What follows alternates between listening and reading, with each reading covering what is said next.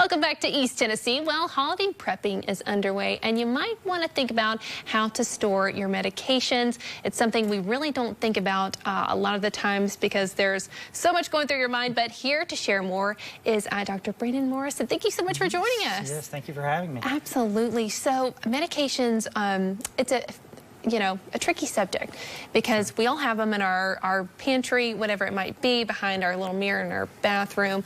But how can we take care of those during the holidays? Yeah, absolutely. It's a good time to kind of go over this because we all have a lot of family and kids coming over for the holidays. So what we always want to do is try to keep our medications up away and out of sight. So that means kind of keeping them at eye level for adults, keeping them out of reach of children.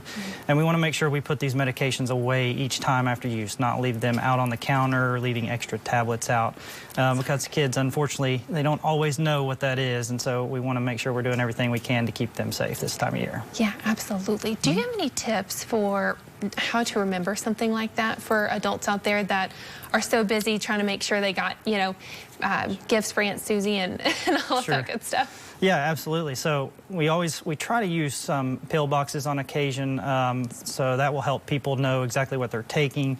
And we want to keep that up and away and just make sure to kind of keep it in the same place and go back to that every single time. Right. Try not to move the medications to multiple locations and areas, things along that lines will help you keep that routine going. Absolutely. And speaking of multiple locations, there's so many of us that are traveling this year. When I have people at our house, how do you travel with those medications like that? So for traveling, we want to travel with our medications in the prescription bottle, the original container that it's coming in, just in case TSA does check that you have that script available. It's always good to keep your medication, the picture on your phone as well of that script. Those are always good things you can do. And we do want to encourage people to carry with their medications than their carry-on luggage. Right. Just in case you needed that medication on a flight, that's something you could easily access. Absolutely, hands down. And I do know that there are lots of people that think, well, I might need this medication, I might have a headache from different things. What is your advice to those people who might want to have stuff in the forefront for family members, might leave them out in like a guest basket or something along those lines too?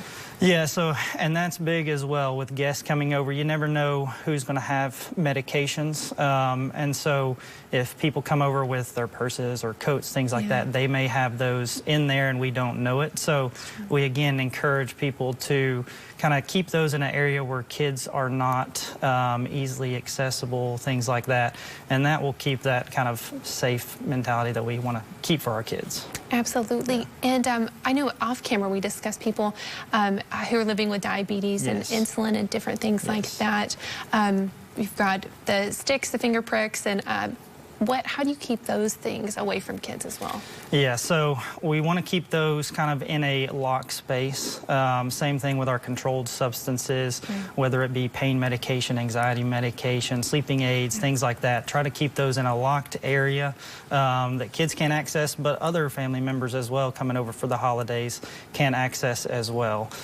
Keeping those in a locked cabinet, a locked drawer, something like that will help keep everyone safe. Absolutely. And if there are any instances that people run into, do you know any of hotlines or websites that people can visit to make sure that they're okay or just take precaution? Sure, yeah. It's never a bad idea to keep Poison Control Center, their phone number. You can find that pretty easily online. It's easy to program that into your cell phone, your house phone, things like that in case of emergency.